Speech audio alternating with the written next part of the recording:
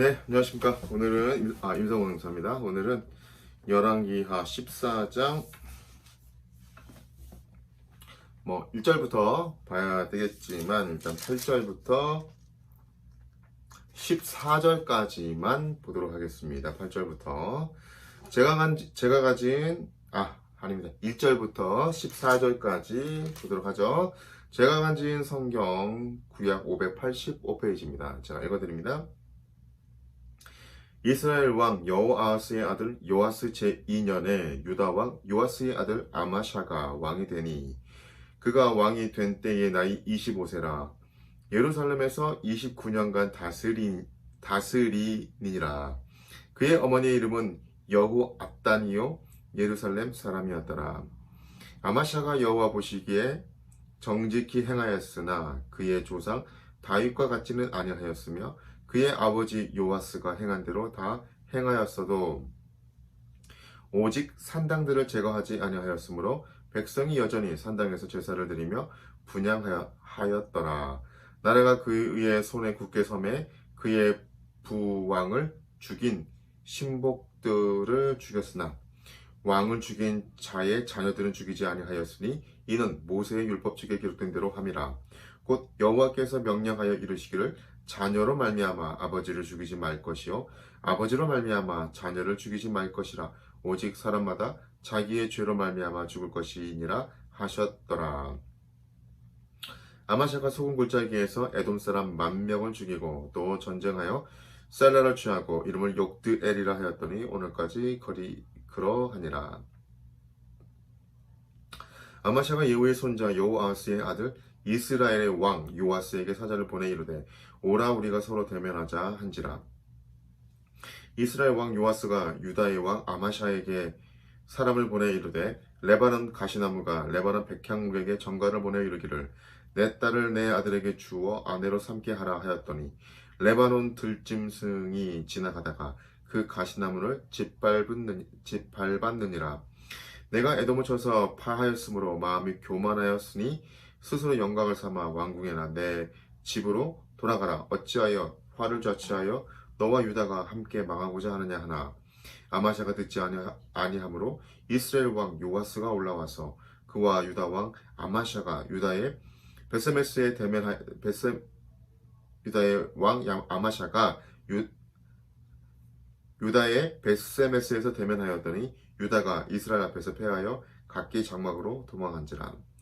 이스라엘 왕 요아스가 베스메스에서 아하시아의 손자 요아스의 아들 유다 왕 아마샤를 사로잡고 예루살렘에 이르러 예루살렘 성벽을 에브라임 문에서부터 성 모퉁이 문까지 400규빗을 헐고 또 여호와의 성전과 왕궁 곳간에 있는 금은과 모든 기명을 탈취하고 또 사람을 볼모 잡고서 사마리아로 돌아갔더라. 요아스의 남은 사적과 그의 업적과 또 유다의 왕 아마샤와 싸운 일은 이스라엘 왕 역대지락에 기록되지 아니하였느냐. 요아스가 그 조상들과 함께 잠에 이스라엘 왕들이 사마리아에 함께 장사되고 그의 아들 여로보암이 대신하여 왕이 되니라. 아멘. 네, 계속해서 이제 열왕기하를 저희가 14장을 보고 있습니다. 네, 먼저 우리가 이제 앞장을 또 보면요, 이스라엘 왕 여호아스 아들 요아스 제2년에 유다 왕 요아스의 아들 아마샤가 왕이 됩니다. 그런데 유다는 특별히 왕이 되면 아버지의 이름뿐만이 아니라 어머니에 대해서도 이렇게 언급하는 특징들이 나타나고 있죠. 그래서 굉장히 어디 출신이다라는 것이 또 굉장히 중요하다. 그 부분이 또 이제 학자들마다 견해는 다르지만 제가 예전에 한 2009년도에 이스라엘을 갔을 때 이스라엘 사회가 전통적으로 이제 거기 선교사님 현지에서 한 20년 있었던 선교사님의 말씀에 의하면 이스라엘은 약간 북의 사회이기보다는 목의 사회에 좀 가깝다 뭐 그런 얘기를 하시더라고요. 그래서 이제 예를 들어서 우리 한국 남자와 이스라엘 여자랑 결혼해서 이스라엘에서 이제 아이를 낳았어요. 그 아이는 바로 뭐 시민권의 영주권이 나오는데, 만약에 이스라엘 남자와 한국 여자랑 결혼해서 아이를 낳으면 바로 나오지 않는답니다. 예, 목에 어느 어머니에서 태어났냐가 중요하대요. 왜 그럴까요? 그러니까 이제 아브라함까지 거슬러 올라가더라고요. 근데 이건 약간 학자들마다 견해가 다르니까 그냥 그런가 보다라고 한번 이렇게 슬쩍 듣고 흘리셔도 됩니다. 아버지는 같았죠. 네, 아브라함입니다. 그런데 이삭과 하갈 그 사이에서 저기 이삭과 하갈이란다. 죄송합니다. 네, 갑자기 이름이 생각이 안 나네. 갑자기 죄송합니다. 사라와 하갈과의 관계에서 약속의 민족이 되고, 또 물론 하나님 완전히 버리진 않으셨어요. 하나님이 하갈의 이스마엘도 지키셨어요. 그런데 약속받지 않은 또 이렇게 나눠지잖아요. 그래서 어느 어머니에게 태어났냐 굉장히 중요합니다. 이스라엘 사회에서 그렇게 또 이제 설명을 해주시더라고요. 그래서 그런지 특별히 유다는 어찌 보면 정통성을 이제 쭉 계속 이어가죠. 유다는 어머니에 대해서 언급을 해요. 어디 출신이다. 특별히 예루살렘 출신이다는 게 중요하죠. 네, 그래서 이제 이렇게 언급을 하고 있는 부분을 우리가 보게 됩니다. 자, 그런데 3절에 아마샤가 여호와 보시기에 정직히 행했으나 그의 조상 다윗과 같지는 아니하였으며, 똑같아요. 그러니까 아버지 요아스가 행한 대로 다 행했지만 4절에 보면 그러나 산당들을 제거하지 아니하였으므로 백성이 여전히 산당에 제사 드리며 분향하더라. 그러니까 시금석은 다윗이죠. 다윗이라는 시금석 안에서 걸러지는 거예요. 다윗의 길로 행하지 않았다. 조금 정직한 것 같으나 다윗의 길로 행하지 않았다. 이게 다윗의 시금석이 된다라는 겁니다. 그런데 오늘 아마샤가 아주 잘했던 거는 6절이에요. 5절 6절 제가 한번 읽어드리겠습니다.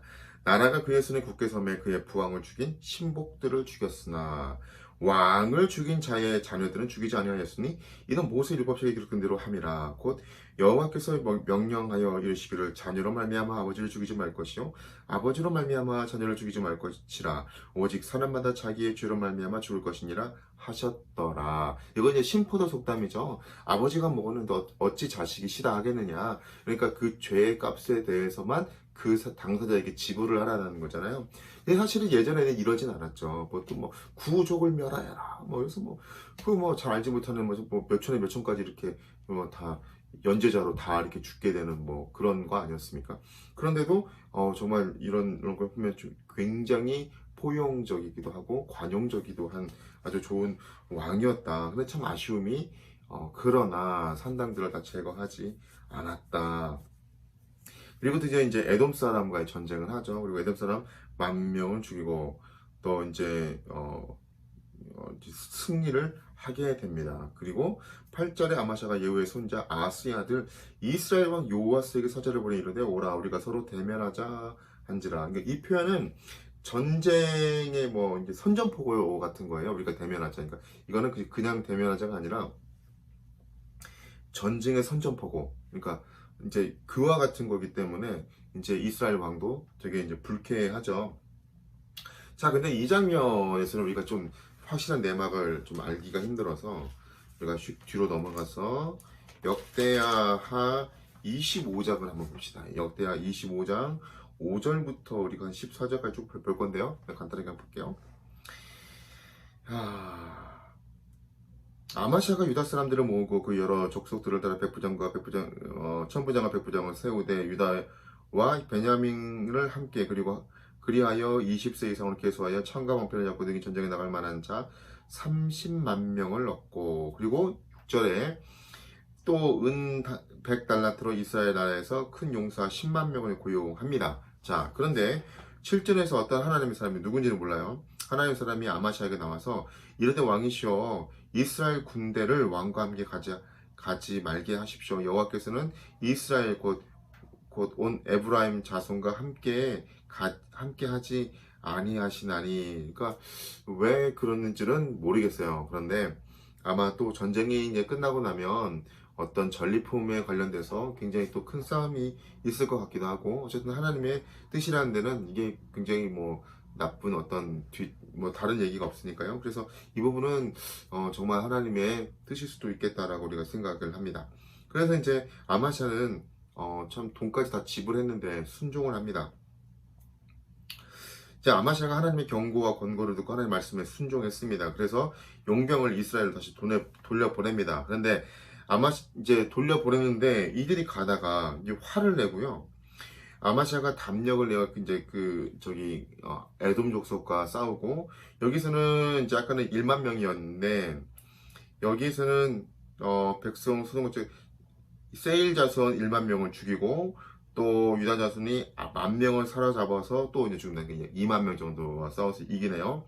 그런데 13절에서 아마샤가 자기와 함께 전장에 나가지 못하고 돌려보낸 군사들이, 그러니까 이스라엘 군사들이죠, 사마리아에서부터 벳호론까지 유다 성읍들을 약탈하고 사람 3,000명을 죽이고 물건을 많이 노략합니다. 그러니까 이제 화가 난 거죠. 거기에 대한 화가 나서 아마샤가 에돔 사람을 주고 돌아올 때 이제 이 소식을 알게 되죠. 근데 여기서 너무 참 안타까운 처사가 벌어집니다. 14절, 아마샤가 에돔 사람을 죽이고 돌아올 때에 세일 자손의 신들을 가져와서 자기의 신으로 세우고 그거 앞에 경배하며 분향한지라. 그러니까 이제 하나님 말씀에 순종했는데 정말 좋은 방향으로 끝났어야 되는 게 맞잖아요. 근데 그들이 돌아가다가 화가 나서 또 사마리아 성읍을 치고 3,000명이나 죽이고 많은 물건들을 많이 노략해 간 거예요. 그러니까 너무 답답하기도 하고 어떤 이런 부분에서 이 믿음의 테스트였죠. 여기에서 그냥 세일 자손의 신들을 가져와서 거기다 분향을 합니다. 하나님께 물어봤어야 되는데요. 자, 이런 장면을 보면 다윗은 시글락이 불타고 모든 사람이 사로잡혀 갔을 때 하나님 앞에 에봇을 가져오려고 하나님께 기도하잖아요. 근데 그때 부하들이 돌로 들어서 쳐 죽이려고 했어요. 근데 절대절명의 위기 가운데 그래도 다윗은 하나님께 엎드리고 하나님께 기도했다는 거죠. 사실은 이 아마샤의 마음 충분히 이해할 수 있을 것 같아요. 왜냐면 저 같아도 하나님 말씀에 순종했는데 왜 이러시는 겁니까? 왜 이러시는 거예요? 라고 할 수 있어요. 그런데 그것까지도 정말 우리가 하나님 앞에 하나님의 뜻을 묻고 하나님의 선하신 의도를 우리가 아마샤가 파악을 하고 기도를 했다라면 하나님이 이 일을 통해서 어떤 일을 했을지도 모릅니다. 이 일을 통해서 또 이스라엘에 있는 많은 분기과 기득권을 유다가 많이 차지하고 가져올 수도 있었을지도 모르고 그거에 대한 배상을 물을 수도 있고 여러 가지 이제 할 수 있겠죠. 근데 그가 결정적으로 그런 일이 있을 때 무릎을 꿇었던 게 누구에게 무릎을 꿇었어요? 하나님이 아니고 그냥 우상이었죠. 여기서 우리가 또 알 수 있는 것은 아마샤는 결국 하나님을 향한 믿음이 아니었다는 거죠. 행하는 것은 행했으나 그가 그 안에 진짜 신앙은 없었다는 거예요. 그러니까 하나님이 이 부분을 테스트를 한 거죠. 그러니까 정말 다윗처럼 하나님 앞에 무릎을 꿇고 하나님 앞에 간구했다면 아마 그 이후에 좀 크게 승리를 아마샤가 가져가지 않았을까라는 그런 진짜 안타까움이 있습니다.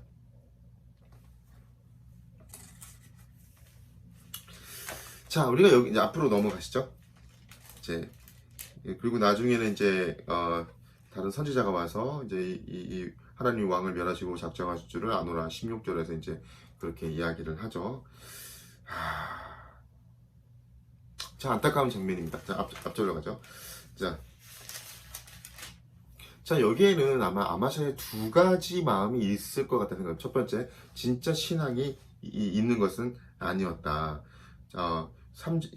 열왕기하 14장 3절에 아마샤가 여호와 보기에는 정직히 행했으나 그 조상 다윗과 같지는 아니하였으며, 또 산당들을 제거하지 않았다고 4절에 나온 거 보니까 정말 그런 믿음은 가진 것이 아니었다. 그리고 역대하 25장 2절에는 결정적으로 이렇게 얘기합니다. 아마샤가 여호와께서 보시기에는 정직하게 행하기는 하였으나 온전한 마음으로는 행하지 아니하였더라. 온전한 마음으로 행하지 아니했대요. 자, 역대기 기자는 아마샤의 이 치적을 평가하면서 유다 백성들께서 그래서 분향하고 제사를 드리던 이반 신당을 제거하지 못한 사신들을 여기서는 지적하지는 않습니다.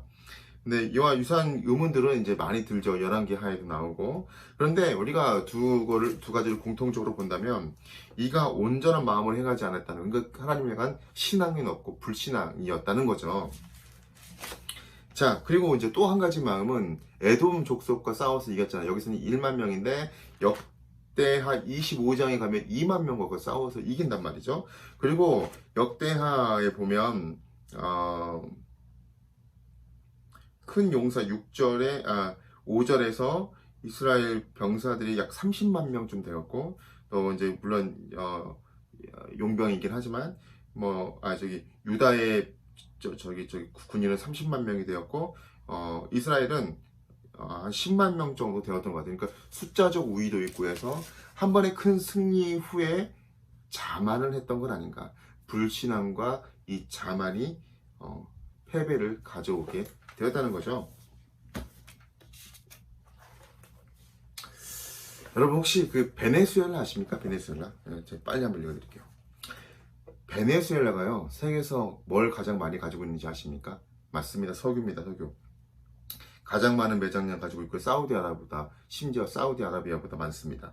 1930년대 이미 세계 2위의 원유 생산국이었고요. 1960년대는 국영 석유 회사를 만들어 수익의 65%를 세금으로 축적했고요. 1973년에 안드레스 페레스 대통령이 당선되고 난 후에 베네수엘라로서는 국가에 이제 천원이 왔는데, 73년에 아랍과 이스라엘의 4차 중동 전쟁이 일어나면서 원유값이 6배나 이상 폭등하면서 수출의 90%가 원유였기 때문에 국가 전체에 막대한 돈이 흘러 들어오기 시작합니다.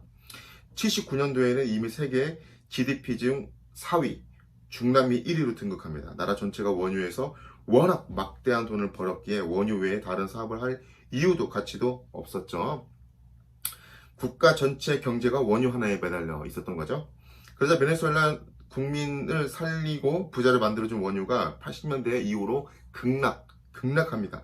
결국 89년도 IMF 구제금융을 신청하고 국가 구도를 선언하게 됩니다. 참 아이러니죠. 한 나라가 세계 최고의 부자에서 가장 가난한 나라 떨어지는 일이 불과 한 세대도 지나지 않았습니다. 그러니까 16년 만에 일어난 거죠. 최근 베네수엘라는 엄청난 인플레이션 때문에 물가가 엄청 올라가서 100만 볼리비아를 1볼리비아로 이렇게 화폐 단위죠. 화폐 개혁을 했고, 전 인구의 96%가 빈곤층으로 살아가고 있다고 합니다. 그러니까 곧 그 성공한 원인 때문에 실패한 거죠. 그래서 이제 기업 경제 용어로서 그리스 신화에서 난 이카루스 역설이라고 합니다. 이카루스가 밀랍을 비춰서 막 하늘을 날자, 너무 높이 날지 마. 아빠 더글라스가 이야기를 하는데, 탈출하고 너무 태양 앞까지 가다가 붙여놨던 밀랍이 태양에 빛에 녹으면서 추락해서 이제 죽고 말죠. 그래서 그 기업은 그 성공한 원인 때문에 망한다. 이게 바로 이카루스 역설 아닙니까? 자, 이게 마찬가지예요. 사람이 한 번의 승리 이후에 자만하게 되면 언제든 이런 이카루스 역설에 빠질 수밖에 없다는 거예요. 내가 제일 잘하는 걸로 원숭이가 나무에 떨어지지, 내가 제일 잘하는 건 넘어집니다. 사울도 힘이 정말 셌잖아요. 자기 힘만 믿고 하다가 넘어지잖아요. 솔로몬도 너무 지혜로워서 자기가 외교 정책을 너무 잘 썼잖아요. 근데 그것 때문에 또 넘어지게 됩니다. 아마샤 같은 경우도 참 안타까운 장면이에요. 물론 불신앙이라는 게 그게 어쩌면 엄청 컸죠. 그런데 정말 겁이라도 있었다면, 아니 에돔과의 승리에서 정말 약간의 실패에서 졌다라면 나중에 싸워서 크게 이제 이렇게 힘들게 기병을 빼앗기거나 이제 성전에 있던 걸 다 기명을 빼앗기거나 막 그러지도 않았을 텐데, 아무튼 이렇게 사람이 자만하게 되고 그 승리 이후에 넘어지게 되는 것 같습니다. 사랑하는 여러분, 오늘의 말씀을 통해서 어떤 거를 좀 하나님께서 말씀해 주십니까? 저는 먼저 정말 신포도 속담처럼 죄는 묻되 그 밑에 집까지 가자는, 어찌보면 용서잖아요. 그러니까 이런 용서의 마음이 참 괜찮다. 그래서 늘 용서한 마음을 가져야겠다. 그리고 또 하나님 앞에 정직을 행하되 온전히 하나님 앞에 정직을 행해야겠다. 그리고 한 번의 승리로 자만하지 않는 그런 제가 되어야겠다고 생각합니다. 여러분, 이 기도 제목을 가지고 오늘 하루도 승리할 수 있었으면 좋겠습니다. 함께 기도하겠습니다. 하나님 감사합니다. 자만하지 않고 또 하나님 앞에 온전하고 정결한 마음으로 나아갈 수 있도록 도와주십시오.